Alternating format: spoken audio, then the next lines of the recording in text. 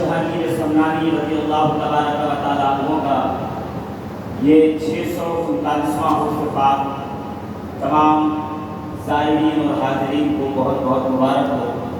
جو لوگ تشریف لائے دور دراز سے صعوبتوں کا مقابلہ کرتے ہوئے، راستے کے معاملات سے دو چار ہوتے ہوئے، وہ واقعی قابل ستائش ہیں، قابل تعریف ہیں کہ وہ اپنے مرشد کی نگری کی طرف کہ جب جامع اشرفی بڑھ رہا ہے وہ دامن کو پھیلائے ہوئے کھڑے ہیں اور حل من مزید کی صدائیں آ رہی ہیں۔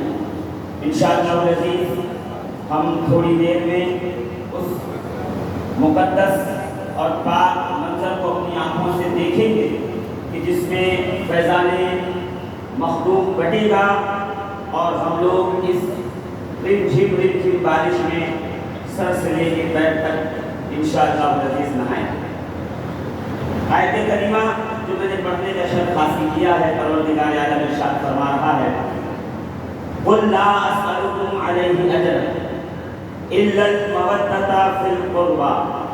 اے محبوب آپ فرما دیجیے، آپ کہہ دیجیے، پروردگار عالم تو خود کہہ دیتا تو بات کتنی اچھی تھی۔ رب فرما رہا قل آپ کہیے، یعنی بات تو میری ہو مگر حبیب زبان آپ کی ہو۔ بات تو میری ہی ہے، زبان آپ کی ہوگی۔ آپ کہیں گے تو مزہ تو والا ہو جائے گا، آپ کہیں گے مزہ زیادہ ہوگا، آپ کہیں گے اور آپ کی زبان اقدس کے فرمان پر آپ کی امت عمل پیرا ہوگی۔ دیکھنا میدان قیامت میں جب وہ ہماری عدالت میں ہوگا تو ہم اس کے اس عمل پر، اس کی اطاعت پر اس سے کتنا نوازیں گے۔ عزیزان محترم، یہ جو لفظ قل ہے یہ حکم بتا رہا ہے۔ میں اور علماء اور محدثین مفسرین جو کہیں گے وہ بات الگ ہے۔ صحابہ کرام نے لفظ قل سے اہل بیت کی مودت کا وجوب نکالا ہے کہ یہ واجب ہے کہ ہم اہل بیت رسول سے مودت اختیار کریں۔ محبت نہیں، محبت وہ جس میں اپنا بھی خیال ہو، یار کا بھی خیال ہو۔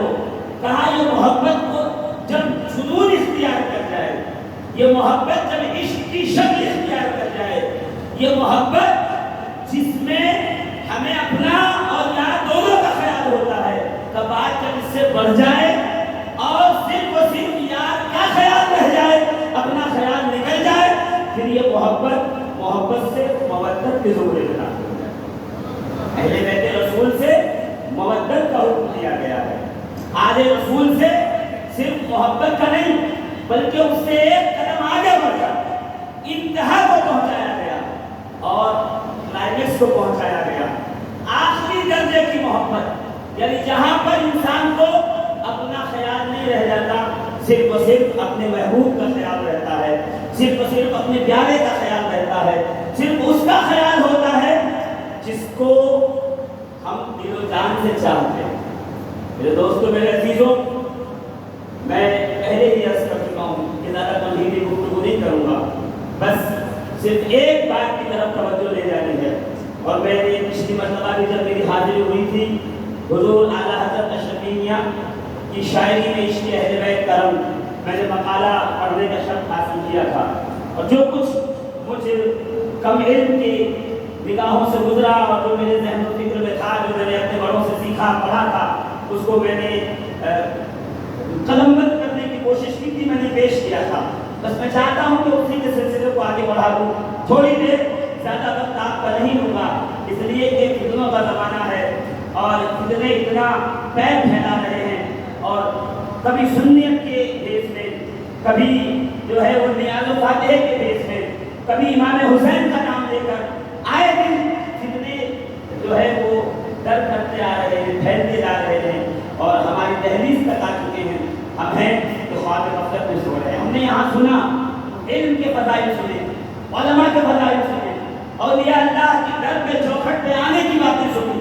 یہاں آتا کیوں ہے بندہ، کس لیے آتا ہے، دامن کو پھیلا کر آتا ہے، دامن بھر کے جاتا ہے، اور میں یہ کہوں گا کہ اگر وہ سرکار مخدوم اشرف جہانگیر سمنانی کی بارگاہ میں آئے تو پھر آنے والا تو بڑا خوش نصیب ہوتا ہے.